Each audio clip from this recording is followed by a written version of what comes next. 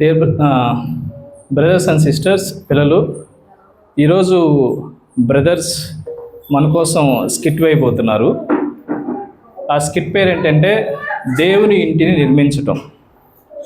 ఈ స్కిట్లో దేవుని ఇల్లు నిర్మించబడేటప్పుడు యజమానుడు ఎలాంటి పరిస్థితులు ఎదుర్కొన్నాడు, కట్టువారు తమ యొక్క సొంత జ్ఞానాన్ని, తమ గర్వాన్ని, తమ అహంకారాన్ని వలన అవి ఎలా ఆటంకంగా మారాయి, ఈ ఆటంకాలని వారితో వ్యక్తిగతంగా యజమానుడు కూర్చొని వాటిని ఎలా పరిష్కరించాడో ఇప్పుడు మనం అందరం చూద్దామా?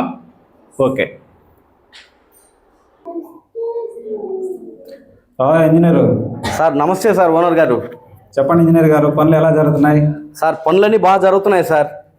సార్ ఒక చిన్న మాట సార్ మీతో. చెప్పండి సార్, మనం ప్లాన్ ప్రకారం యాక్చువల్గా ఈ పిల్లర్ ఉంది కదా సార్, ఓకే, ఈ పిల్లరు అక్కడ రావాలని నేను ప్లాన్లో ఇచ్చాను సార్. ఓకే, కానీ మీరు ఈ పిల్లర్ ఇక్కడ వేయాలని చెప్పారంట.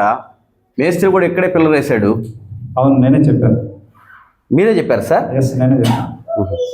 సార్ ఒక చిన్న మాట సార్, మీరు ఏమనుకోనంటే. చెప్పండి సార్, నేను ఈ దాదాపు ఇప్పటికి కొన్ని 100 బిల్డింగ్లకి ప్లాన్ ఇచ్చాను సార్.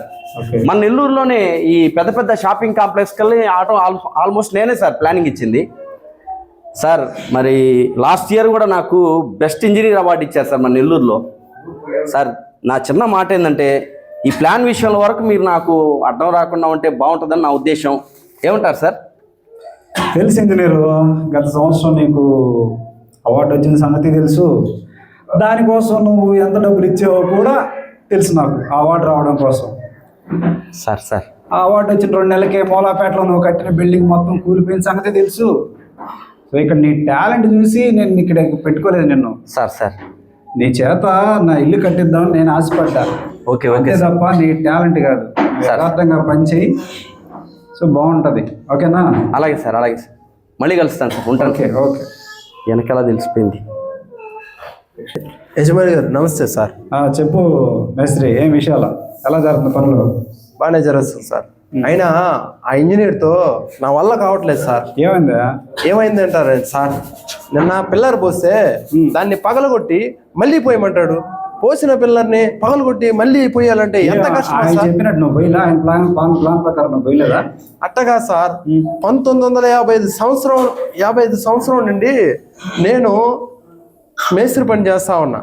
అంటే దాదాపు నేను ఈ నెల్లూరు సర్కిల్లో ఎన్నో బిల్డింగ్లు కట్టుంటాను.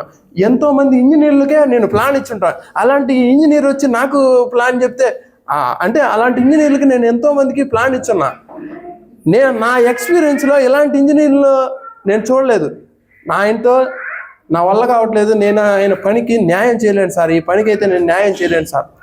మేస్త్రి, నువ్వు ఎంత న్యాయం చేస్తావో నాకు తెలుసు. ఇంతకుముందు నువ్వు ఇల్లు కట్టి మధ్యలోనే పారిపోయొచ్చు.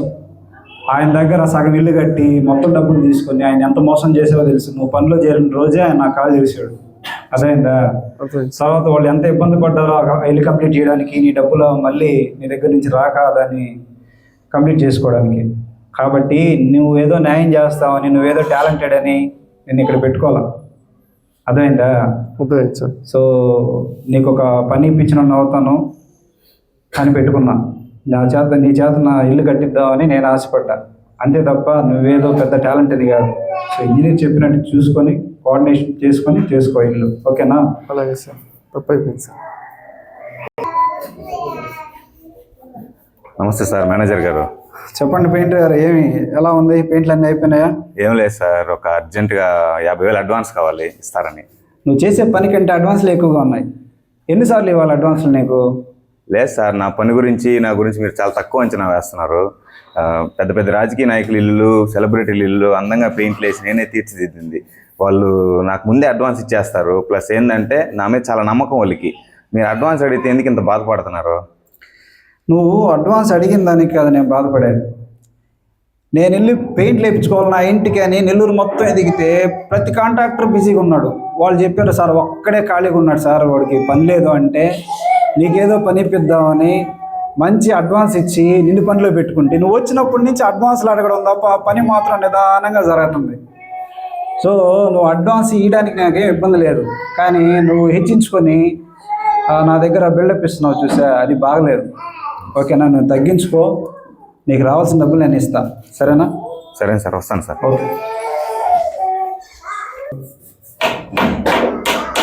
నమస్తే సార్. నమస్తే. నమస్తే. చెప్పండి. నమస్తే. బాగున్నారు సార్? బాగున్నాం. చెప్పు, ఎందాక వచ్చింది గ్రౌండ్ ఫ్లోర్లో వర్క్ అంతా కంప్లీట్ అయిందా? అలా అంటారేంటి సార్? నా స్పీడ్ మీ గురించి మీకు తెలియదు అనుకుంటా.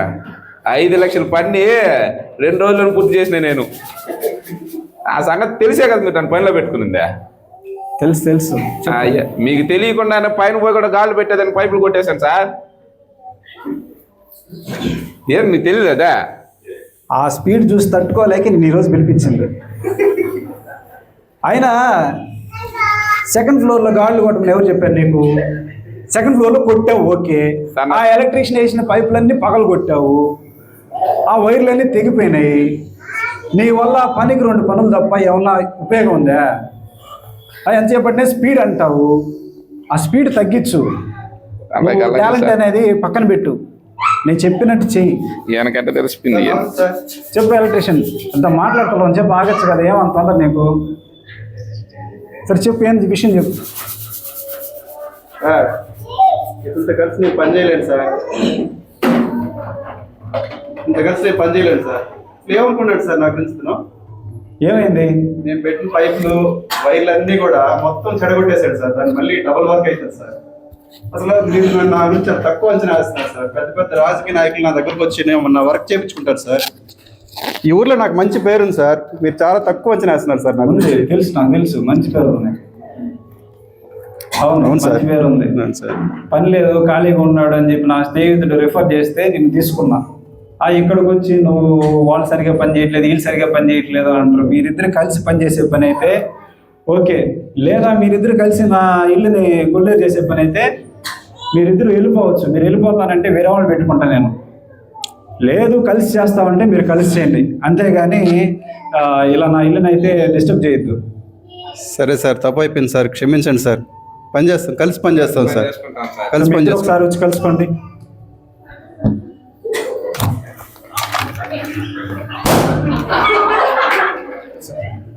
సరే సార్, మంచిదయ్యా. ఓకే, సరే సార్. చేసుకోండి. అయ్యా అయ్యా అయ్యా రమ్మన్నారంట. చంద్రయ్య, రోజు వస్తూ ఉన్నావు, అటు ఇటు తిరుగుతూ ఉన్నావు, ఏంది విషయం? అసలు నన్ను కలవట్లే, వెళ్ళిపోతున్నావు.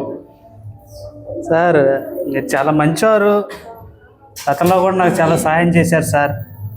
కానీ ఈ మధ్యలో పనులు ఏమి దొరకట్లేవు, ఇంట్లో కూడా ఇబ్బంది అయిపోయింది. మీరు ఏదో పెద్ద ఇంటిని కడుతున్నారని విన్నాను. మీ దగ్గర ఏమైనా పని దొరికిద్ది ఏమైనా వచ్చానయ్యా. నాకేమో ఈ గుంటలు తవ్వడం, ఈ మట్టి మేయడం తప్పించి ఏమి రావు. ఈ రోజుల్లో అన్నిటికీ మిషన్లే వాడుతున్నారు కనుక మీరు ఇబ్బంది పడతారేమో, మళ్ళీ అడిగితే లేదంటారేమో అని రాలేకపోయానయ్యా. చూడు చంద్రయ్య, నా గురించి నీకు తెలుసు కదా. నువ్వు అనుకున్నావు గుంటలు తవ్వడం, మట్టి ఎత్తడం చాలా చిన్న పనులని. ఒక బిల్డింగ్కి, ఒక ఇంటికి పునాది గుంటలు తవ్వడం స్టార్ట్ అవుతుంది. నేను ఇంజనీర్ని ఒక రకంగా, నిన్న ఒక రకంగా ఎప్పుడు చూడడం లేదు. నా ఇల్లు కట్టాలంటే ఇంజనీర్ అవసరమే, నువ్వు అవసరమే. అదేందా? నీకు ఇష్టమైతే రేపు నుంచి వచ్చి పనిలో జాయిన్ అవ్వు. ఎందుకు అంత మొహమాట పడతావు? సరే సరే ఓకే, మంచిది చంద్రయ్య. ఓకే.